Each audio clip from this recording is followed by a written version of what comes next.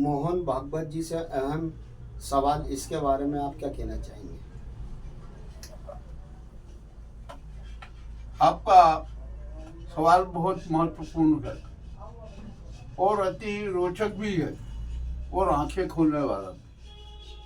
आइए हम अब संघ प्रमुख मोहन भागवत जी के बारे में कुछ बातचीत करें। जैसा कि हमने वादा किया था, जनता को किया था कि हम अपने नए एपिसोड में मोहन भागवत जी के बारे में जरूर चर्चा करेंगे। उसी के अंतर्गत हम चर्चा करें। संघ का शताब्दी वर्ष मन रहा। 1925 में संघ की स्थापना हुई थी और संघ के जितने कार्यकलाप हुए गए सबको जनता का संज्ञान है। संघ क्या चाहता कि ये भी जनता जानती है। संघ का धर्म कौन सा ये भी जनता जानती है। संघ की नीति क्या है ये भी जनता जानती है। संघ का चरित्र क्या है ये भी जनता जानती है। सब कुछ जनता जानती है। तो अब मोहन भागवत जी बड़े धर्म संकट में, और मुझे लगता है कि वो तो विचलित नजर आ रहे। आइए हम मोहन भागवत जी से एक प्रश्न से कठोर प्रश्न पूछते, कड़वा प्रश्न पूछते। अब मोहन भागवत जी जब उज्जैन आए थे, उनकी सभा में मैं भी मौजूद था।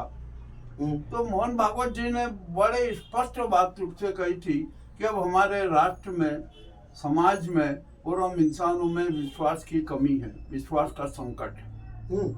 ये मोहन भागवत जी के शब्द मेरे नहीं है, जो उन्होंने सभा में सार्वजनिक रूप से कहे। तो अब हम यहाँ भागवत जी से यही कहते हैं, पूछना चाहते हैं कि क्या आप संघ में भी विश्वास का संकट पैदा हो गया था? इस बात का जवाब तो भागवत जी को देना ही पड़ेगा, क्योंकि अभी जो वर्तमान की जितनी भी घटनाएं घटित हुई है उसमें तो हमें ऐसा लगा कि अहमदाबाद की Nazi gang, Gujarati Nazi gang ने संघ के साथ विश्वासघात किया। संघ ने ही मोदी को आगे बढ़ाया। संघ ने ही पूरा जो राजनीति खेली। संघ ने ही अनेक प्रकार के धनों का जो स्वरूप था वो किया। संघ ने ही मनुवाद की जड़ें गहरी की, अनेक प्रकार के कार्य किए।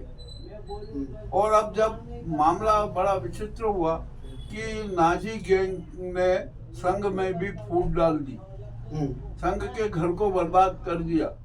मैं, जहाँ तक मेरा अपना ख्याल है, और मैंने भी एक बार यही कहा था और हमारे अखबार में भी लिखा था थीम में कि संघ कभी आदर्शों का मकान था, आज गोरख धंधों की दुकान की। वो कैसे? ये अखबार में आपको वही बता रहा हूँ पूरा। संघ का एक बहुत बड़ा आदर्श था। संघ अपने आप को सांस्कृतिक संगठन कहता था, उसको राजनीति से कोई सरोकार नहीं था। उसका इतिहास भी यही रहा है। आजादी के आंदोलन में भी संघ ने कोई सक्रिय योगदान नहीं दिया। संघ को अपने संघ कार्यालय पे तिरंगा फहराने में भी बड़ी शर्म सी महसूस होती थी। बेमन से तिरंगा फहराया जाता था एक छोटे से कमरे में रख के। और जो संघ की जो आर्थिक स्थिति थी वो भी बड़ी दयनीय थी उस समय। जो संघ की आज आर्थिक स्थिति कितनी सबल हो गई, इसका भी क्या कारण है। और संघ हमारे यहाँ पर जब विदेशी ताकतों के बारे में और उनकी आर्थिक सहायता के बारे में बोलते हैं तो संघ को विदेशों से कितना पैसा मिला, कितनी आर्थिक सहायता मिली, ये भी एक महत्वपूर्ण प्रश्न है।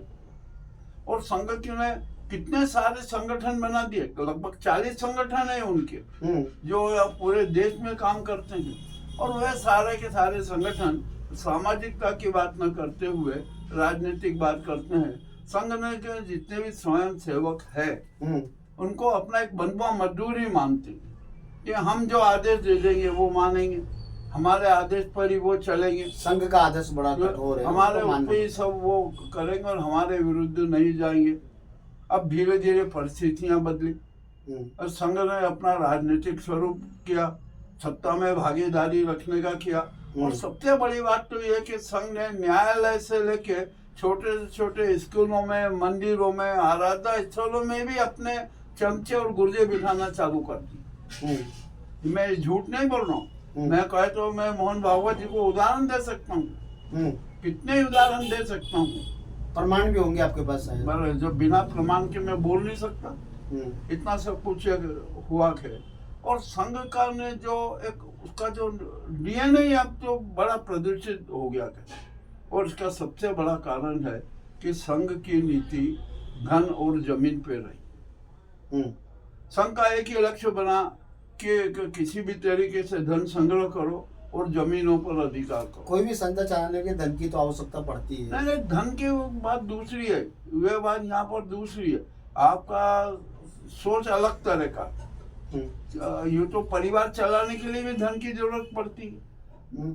और सच बात तो यह है कि जब संघ अपने आप को सांस्कृतिक संगठन मानता है तो उसको एक अच्छा स्वरूप रखना चाहिए, समता का रखना चाहिए, समरसता का रखना चाहिए, सर्वधर्म संभाव रखना चाहिए। ये न कि किसी एक हम वर्ग विशेष की बात करते रहे।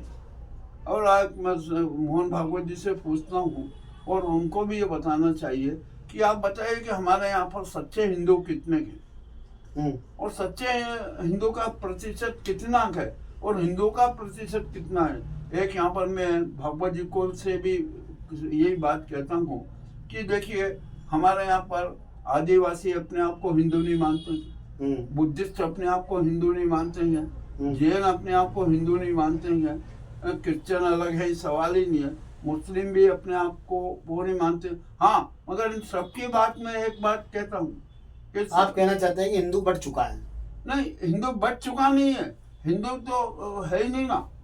हिंदुत्व की कितना प्रतिशत है इस देश में? सच्चा हिंदुत्व की बात कर रहा हूँ। दिखावे के हिंदू तो बहुत है, सब कोई भी आ जाएगा कि हाँ एक गुंडा भी हो कि लगा मैं भी हिंदू। जो हमने देखे हैं यहाँ पर कि जो शातिर गुंडे बदमाश वो भी अपने आप को हिंदू कहते हैं और जय श्री राम जय बजरंग और न जाने क्या क्या नारे लगाते रहते हैं। ये सभी वर्गों में, कोई हिंदुओं में नहीं है, सभी वर्गों में ये कुचरित्र फैला हुआ है। तो हम अब मैं मोहन भागवत जी से यही कहना निवेदन करना चाहता हूँ कि हमारे देश का धर्म सनातन धर्म है। हम सब सनातन धर्मी है, हम चाहे किस पंथ में हो, मुस्लिम भी है, हिंदू है, जैन भी है, सिख भी है, सभी लोग हम सब सनातन धर्मी हैं और सनातन धर्म के 10 मूल सिद्धांतों का सभी पालन करते हैं। तो आपने जो ये मनोवादी चरित्र रखा है यह अच्छा चरित्र नहीं होता। और अब आपकी जो नीतियां रही, आपने जो यहाँ पर की जो राजनीतिक संरचना की वो आपके गले का हार बन गई। क्या यदि आप कठोर राजनीति में राजनीतिक नियम बनाते, आप कठोरता के साथ सत्ता की भागीदारी का रखते, परंतु संघ का छद्म स्वरूप जो रहा कि राजनीति में छद्म राजनीति करो, यह अति घातक रहा। और इसी के कारण गुजरात की जो मोदी अमित शाह नाजी गैंग भारी पड़ी और आज उन्होंने संघ पर भी अपना एकाधिकार कर लिया। तो मोहन भागवत बड़ी विचित्र स्थिति में है और संकट में भी है। वो वैचारिक संकट में भी है, बौद्धिक संकट में भी है और अब उनका आत्मिक जो स्वरूप है वो उनको कुछ ऐसा प्रेरणा दे रहा है कि अब आपको सन्यासी के रूप में अपनी जीवन यात्रा पूर्ण करना चाहिए। मुझे अभी संकेत मिले हैं कि मोहन भागवत जी बहुत ही जल्द संघ का प्रमुख पद छोड़ देंगे और अपना उत्तराधिकारी घोषित कर देंगे। अच्छा है, घोषित करें, सब कुछ जो हो उनको करना भी चाहिए ताकि वे भी चैन से रह सकें। और सबसे बड़ी बात, अब संघ में विश्वास कौन केंद्रित करेगा ये भी एक बड़ी अहम समस्या है। अब तो संघ के प्रति अविश्वास की भावना हो रही है। जो उनके कृत्य हुए हैं, जो स्वयं सेवक हैं, दूसरे वो हैं, गंदी राजनीति भरे कृत्य हैं, इसके कारण संघ में विश्वास का संकट पैदा हो गया। तो मुझे आज याद आता है कि जो मोहन भागवत जी ने आज से 5 वर्ष पूर्व उज्जैन में कहा था कि राष्ट्र और समाज के बीच और परिवारों के बीच संकट का विश्वास का संकट है, वही संकट आज वही विश्वास का संकट संघ के बीच में भी मौजूद है। जिन पर मोहन भागवत जी ने विश्वास किया आज वो नाजी और कोकनी गैंग के बीच में बैठे। और हमारा तो यही निवेदन है मोहन भागवत जी से कि सनातन धर्म के प्रति प्रतिबद्ध रहें, ना कि अपने कोकनी धर्म के प्रति, और किसी भी प्रकार का वैमनस्य और पूर्वाग्रही विचार न रखें।